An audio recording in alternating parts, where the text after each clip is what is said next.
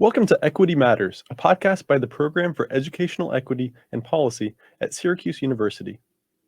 In Equity Matters, we will interview education policy experts about the latest research on the causes and consequences of educational inequality and policies to address those inequalities.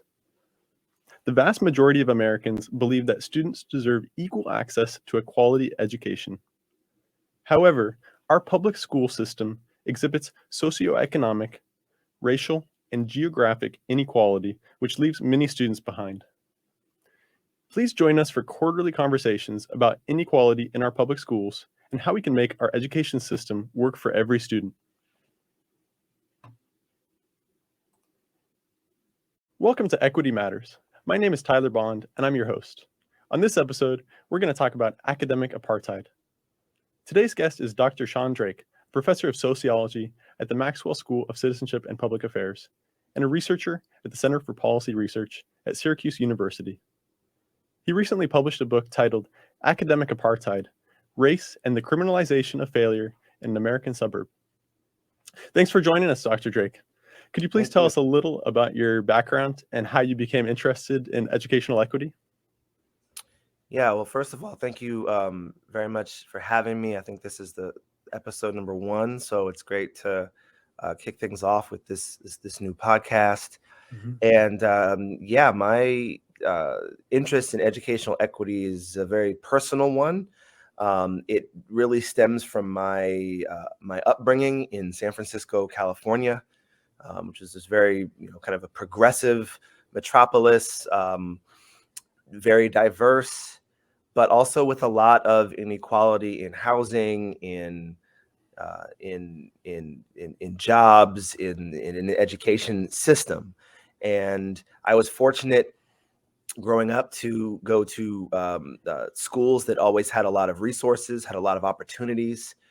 But I was also often one of very few students of color in any class that I was ever in. And that was the case from when I began school all the way through high school in the city. And this was something that I would notice and that I would, I started to have questions about maybe when I was in middle school.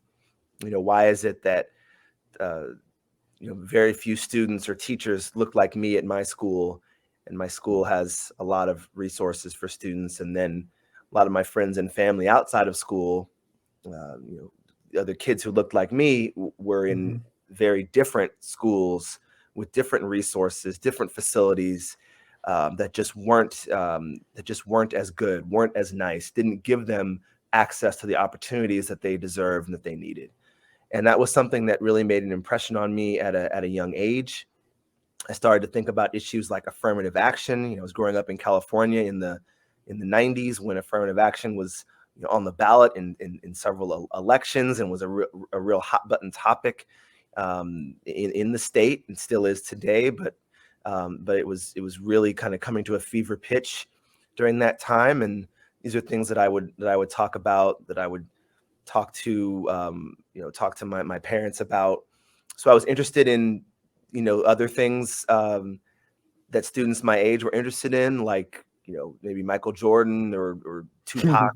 So I was interested in kind of pop culture stuff for sure, but also interested in some of these social issues around education and some of the inequality that I was seeing both sides of in my education. And I would ride the school bus or the city bus, not the school bus, and I would see who would get on and off at different stops. I'd ride it to and from school sometimes. And I would see the segregation of the city reflected in who would get on and off at which stops. And so I would see, in terms of where people were getting on the bus, that was residential segregation. Where people were getting off the bus, kind of maybe heading to work, was segregation in the labor market, or segregation in schooling if other youth were going to school. So these were all things that I kind of soaked in as a in my younger years. And then as I moved through school, through college, had opportunities to study these dynamics in more detail, to get some research experience, which then motivated me to want to continue and earn a PhD in sociology and try to teach about these dynamics and this inequality, but also try to do research that could hopefully make a difference. It's a very inspiring story, having seen inequality from a very young age and then going on to research it. Well, nearly 70 years after Brown v. Board of Education, school segregation endures. According to a UCLA report, segregation is now more severe than in the late 1960s. Why is racial segregation so widespread in our public schools? Yeah, it's a great question. It's something that scholars and educators, policymakers have been grappling with for decades. The number one driver of segregation in our public schools is the residential segregation of neighborhoods. Racial residential segregation is far and away the most consequential factor in the segregation of public schools. And the reason is because most public school students in the United States go to school close to where they live. That's the way that our public education system works. Schools have different residential catchment zones. So if you live in neighborhood X, then you are zoned for school X. If you live in neighborhood Y, then you are zoned for school Y. And so if neighborhood X and neighborhood Y are racially segregated, then school X and school Y will be racially segregated almost to the same degree. And sure, we have school choice in various cities and different, the kind of different levels of effectiveness in terms of diversifying the public education system. One of the ideas around school choice, one of the kind of progressive ideas around school choice is that your zip code should not determine the quality of your education.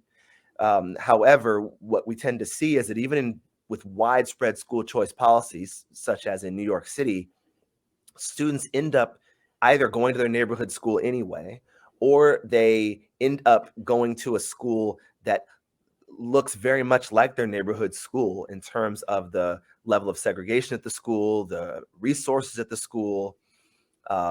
So it hasn't really had the impact that maybe some of us would have hoped, and in some cases it can actually deepen the levels of racial segregation, through various loopholes and social networks that are more available to more privileged parents. So that's the reason why racial segregation is so widespread. Even policies like school choice that could move the needle a bit have a really hard time as long as neighborhoods remain as racially segregated as they are. In your new book titled Academic Apartheid, you pull back the curtain on another mechanism of segregation. The book is based on 18 months of fieldwork you performed in the Valley View Unified School District, located in Valley View, California, a suburb of Los Angeles. Could you please describe the Valley View Unified School District and why this particular district attracted your attention? Yeah, so Valley View is an affluent suburban school district. It's Valley View is a city, in which the average household income is well over $100,000. It's a city that attracts affluent immigrants who move to it because of its good weather, its relatively low rates of violent crime, and its stellar public school district.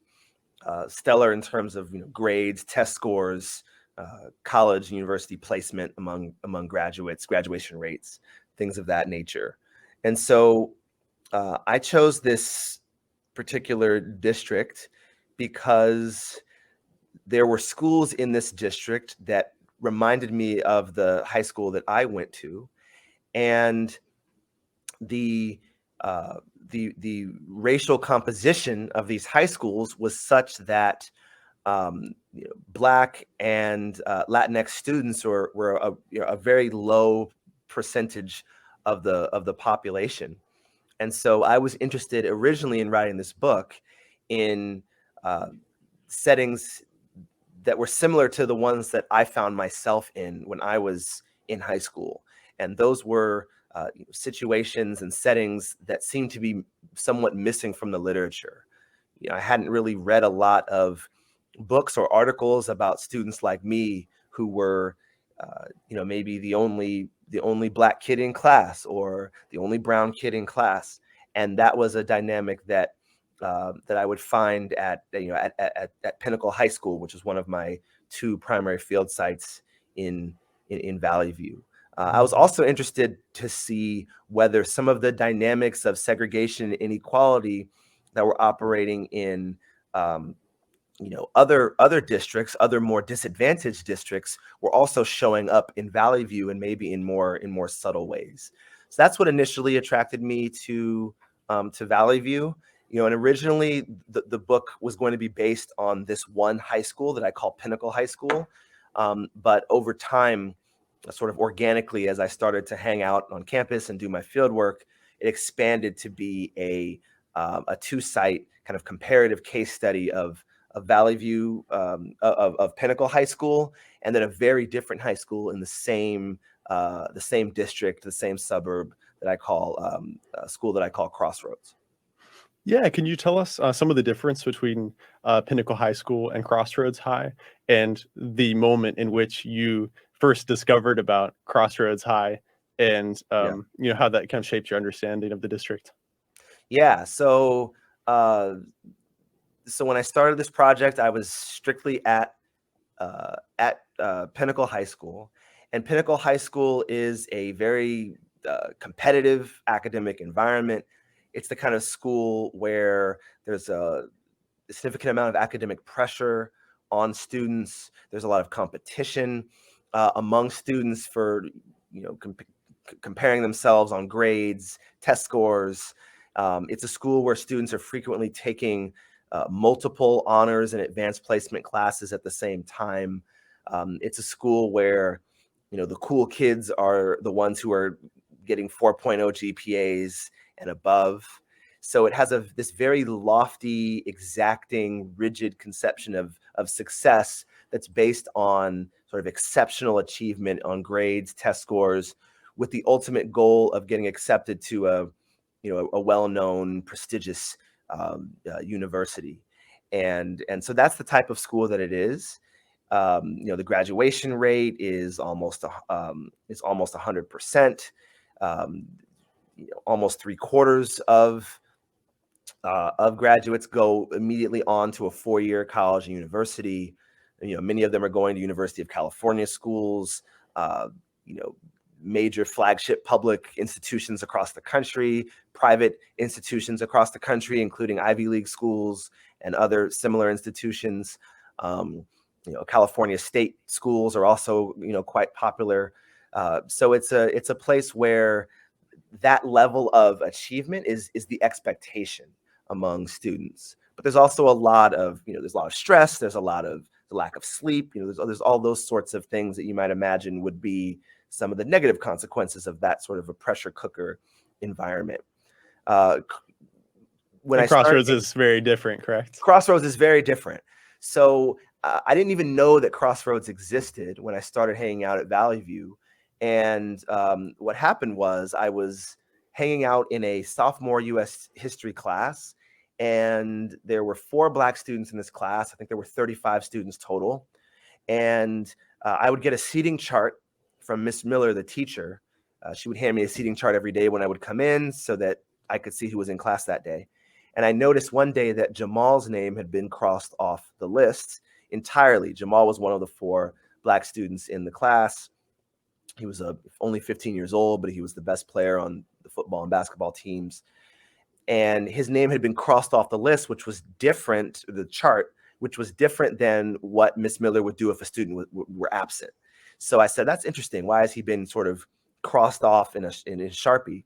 So after class, I asked her what had happened to Jamal, and she said that he had been transferred to Crossroads for credit recovery. And that was all news to me in every way. I didn't know what Crossroads was. I didn't know what credit recovery meant. This is a few weeks into my field work. I thought there were 4 high schools in the district. This was a 5th high school called Crossroads. I asked what credit recovery was, what that meant. And she said, oh, this is where you go. Students go if they've fallen behind on credits. They can make their credits up and hopefully come back to Pinnacle to graduate.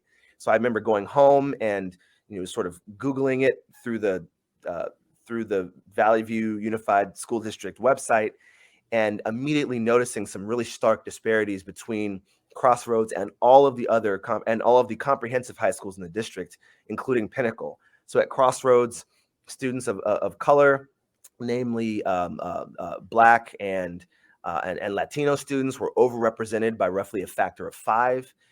Asian American students were underrepresented by roughly a factor of 5. The percentages of white students among comprehensive high schools in the district and at Crossroads were about the same. So a very, very different kind of racial composition. Also, very different rates of test scores on various standardized tests were much lower at Crossroads. I remember seeing right away that the number of students was very different at Crossroads, sort of fluctuating between 200 and 300 students a year as they get transferred in multiple waves from other high schools. So nobody starts the year at Crossroads. You don't start 9th grade at Crossroads. Crossroads is a place that you go, maybe if you've failed the same class twice, or if your GPA dips below 2.0, or just if counselors, administrators, teachers think that you might be headed in that direction. It's not supposed to work that way, but they often would put pressure on students and families to transfer to Crossroads. So it's a very, very different environment. It's a lot of stigma around Crossroads. It's not a school that has a very good reputation. There are a lot of negative stereotypes about the students who go to that school, kind of being bad kids and being delinquent, even though it's really just about academics. It's not about behavior. So, a very, very different school. Also different in terms of the course offerings, the opportunities. So at Crossroads, there's no sports teams, there's no clubs, there's no PTA. It's just show up, do your packets, get your credit, and leave. You also, graduates, no matter how well they do at Crossroads, are unable to go directly to a 4-year college or university, even if they get a 4.0 at the school, because it doesn't offer enough classes to qualify a student to go to a 4-year college. So it's really like a GED. It's kind of the bare minimum graduation requirements in terms of the curriculum for the state of California. So very, very different, a very, very different place. Last thing I'll say about it is just physically, it was very different. So it's like the classrooms are in trailers, and it's got a fence around it, like a metal fence around it. It's the only school in the district that has such a fence. Lots of asphalt. So it's it's not a very it's not a welcoming, inviting space. It doesn't look like any of the other high schools, and that's something that I, in my book, I write about how students notice this and how it made them feel very uncomfortable about going there every day. So what you're describing is a barren academic environment. Once they're transferred, they can no longer go to a 4-year school, and also a criminalizing environment that makes them feel punished and unwelcome.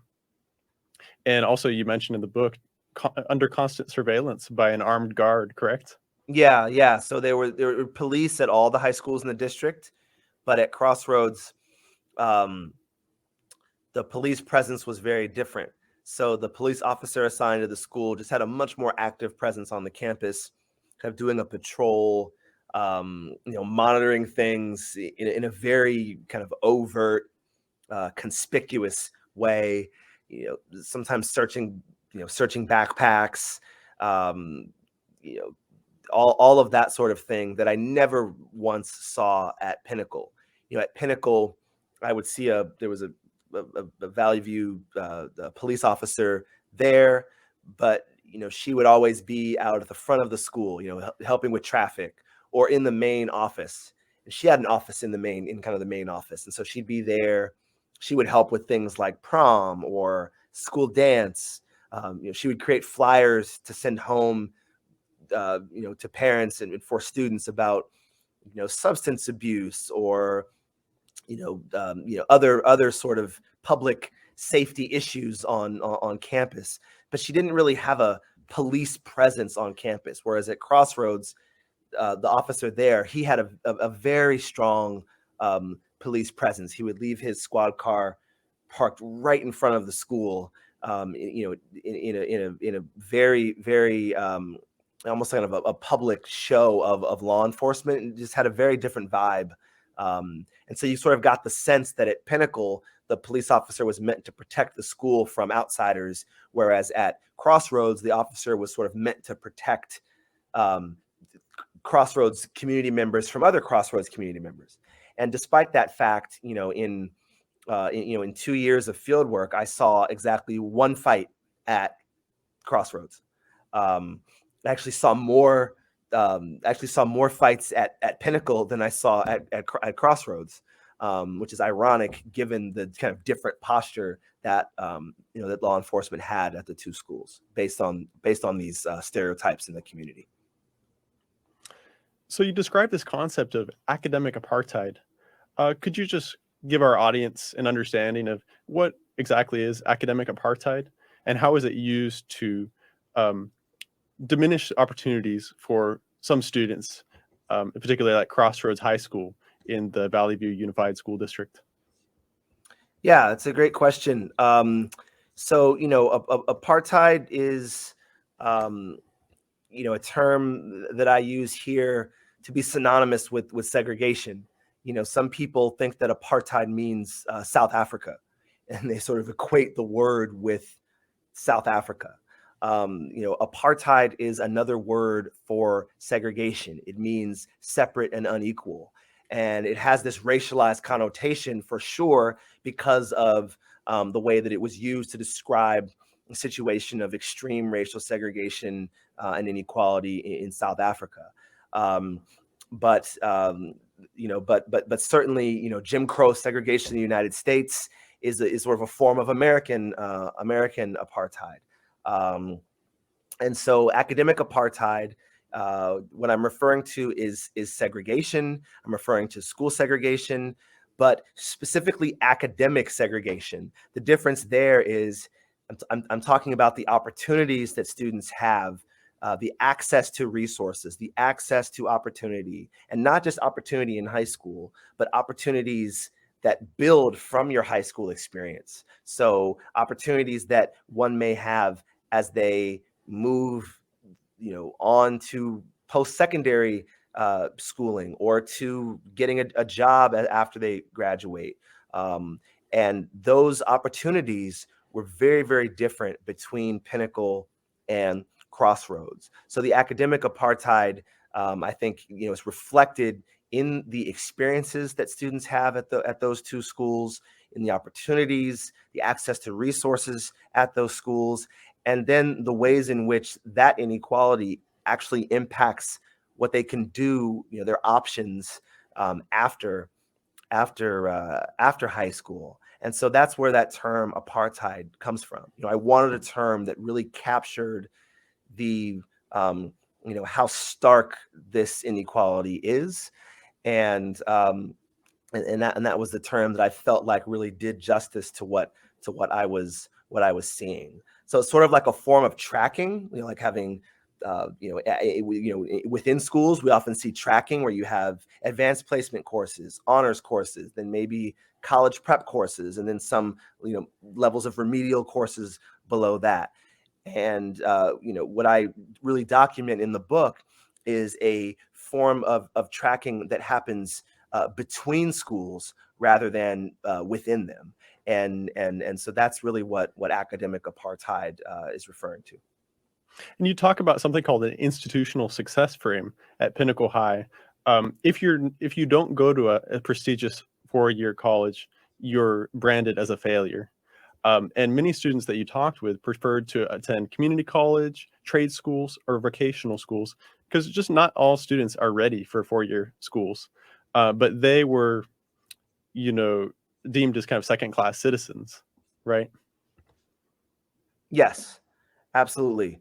Um, so the institutional success frame is, a concept um, that I developed, um, kind of based on this sociological definition of frames.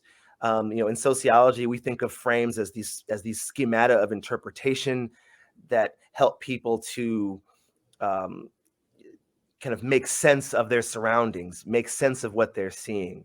Um, uh, kind of understand the world around them, often, really, really quickly, without any more knowledge than just what they're seeing at the time. And frames are really important because they can inspire individual and collective action. We have our own interpretation of something that we see, and that affects how we behave. And that affects how a group behaves. So that's why frames are really, really important. Um, we tend to think of frames at the individual level. How am I perceiving something? How are you perceiving something? Or maybe at the group level, how are we as a group perceiving this? How is this team of people perceiving this thing? How are we going to react to it collectively?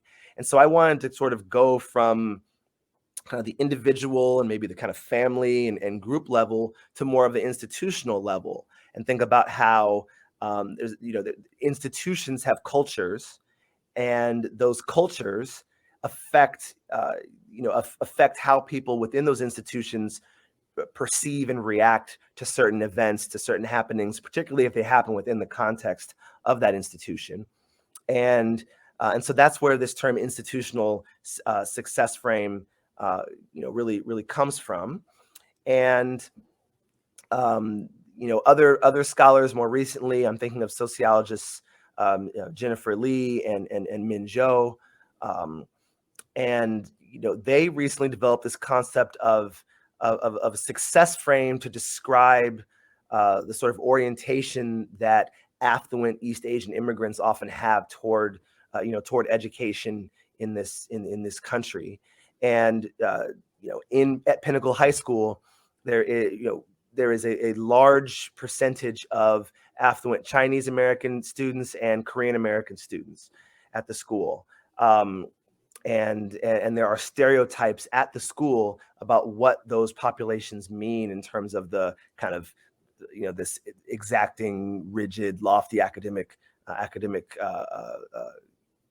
culture at the school.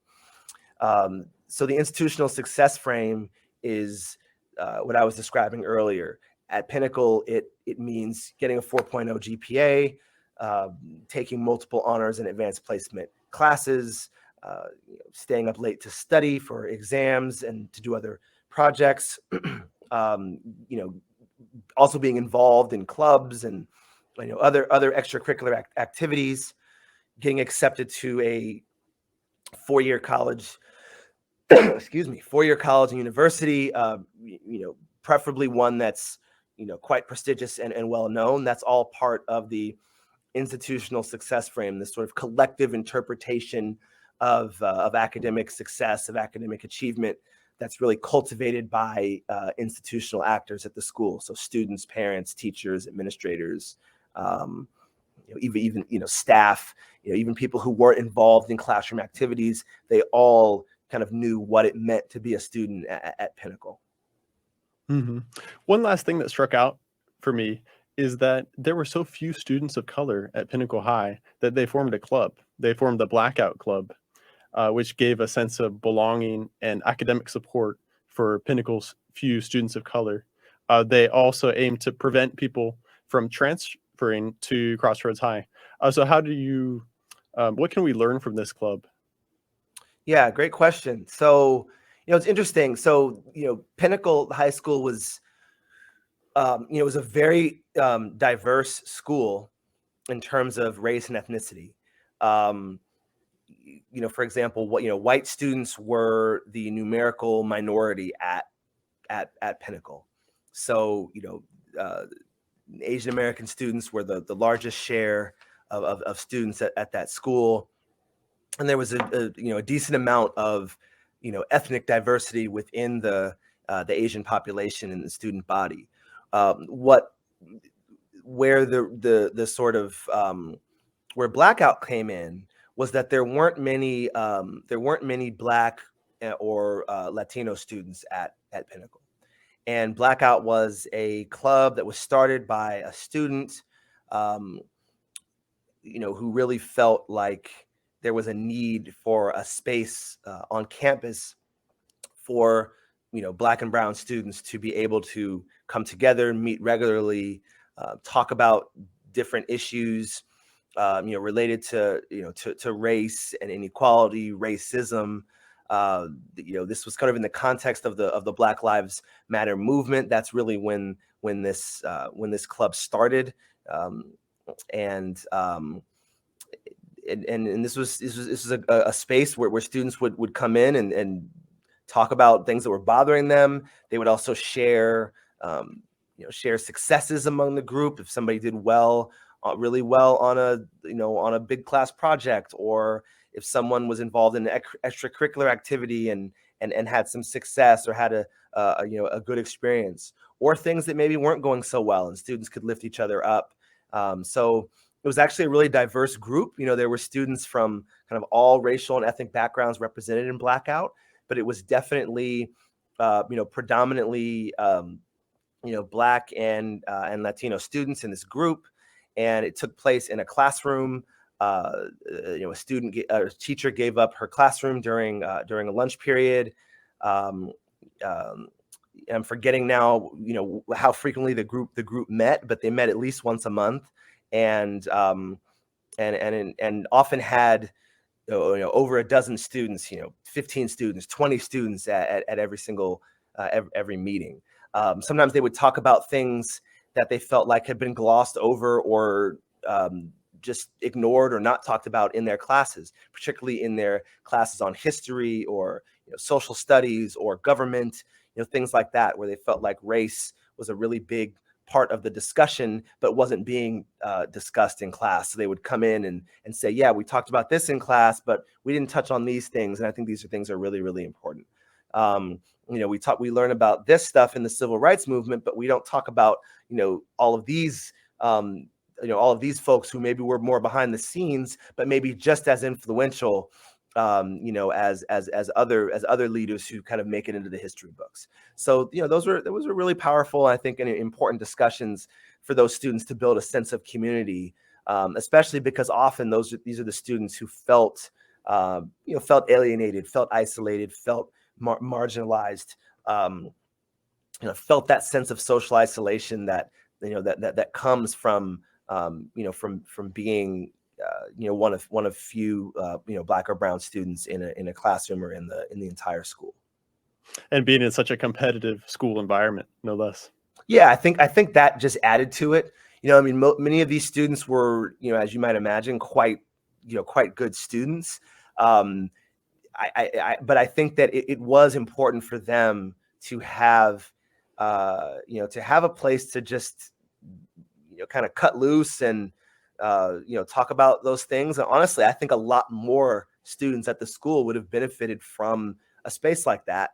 But I think particularly this group, because, collectively, just looking at the Black and Latino population at Pinnacle High School, it was less than 10% of the student body, combined.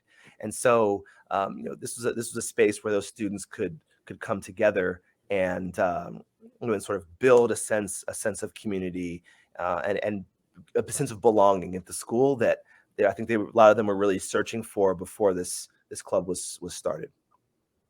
Lastly, what lessons can policymakers draw from your research in order to decrease racial segregation and inequality? Yeah, I think that's a great question. So a lot of the book is focused on the sort of credit recovery issue.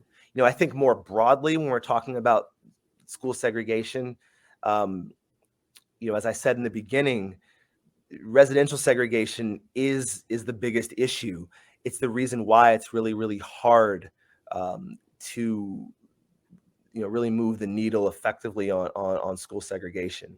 So any any policy that's aimed at reducing levels of school segregation, I think has to include, remedies for the really high rates of residential segregation that we continue to see in this country. So I'll just say that at the top.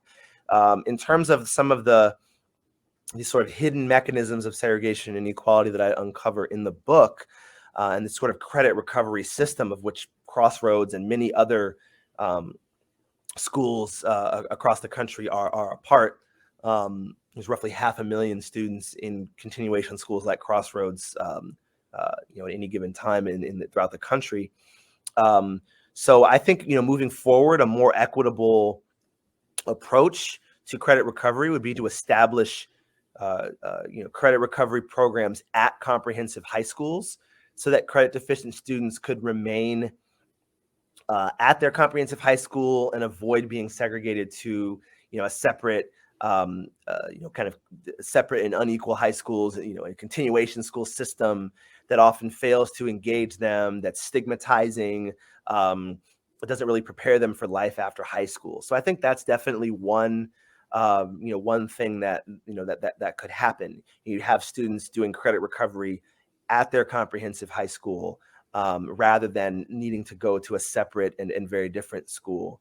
This would also keep students connected to the resources at their comprehensive high schools, which are often much more than the resources that continuation and alternative high schools can provide.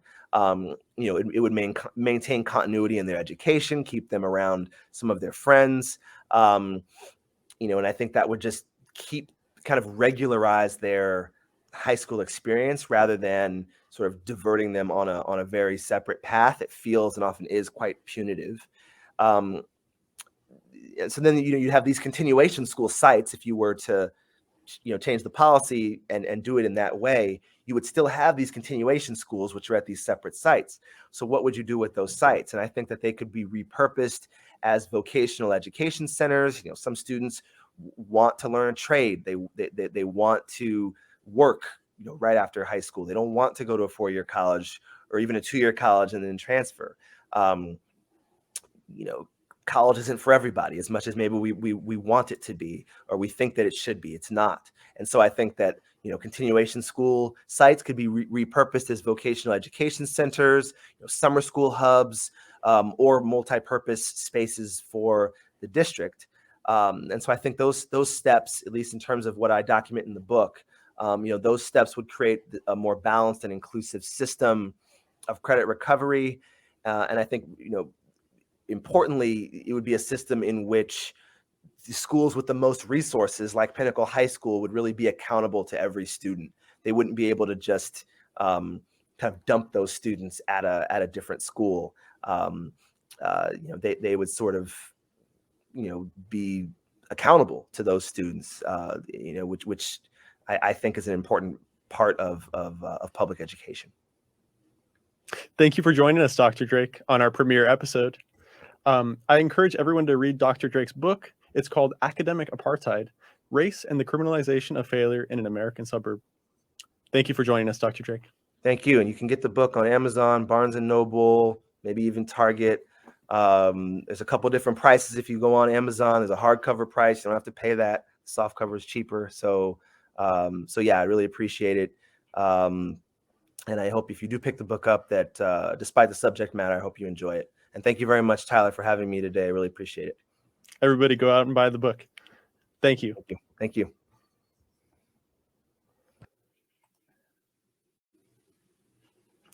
Please subscribe to our podcast on Spotify, iTunes, or wherever you get your podcasts. We also encourage you to visit our website at educational-equity.org.